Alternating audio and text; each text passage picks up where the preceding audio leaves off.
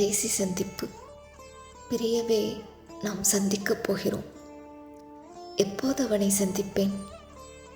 எப்போது அவனிடம் உரையாடுவேன்? எப்போது அவனிடம் என் கோபங்களை கொட்டி தீர்ப்பேன்? எப்போது அவனிடம் என் ஆசைகளை தெரிவிப்பேன்? எப்போது அவனிடம் என் ஏக்கங்களை தெரியப்படுத்துவேன் என்றெல்லாம் எண்ணி என் காதலை உள்ளடக்கியே வைத்துவிட்டேன். ஒருவேளை முன்பே தெரியப்படுத்தி இருந்தால் இன்று என் நிலைமை வந்திருக்காதா?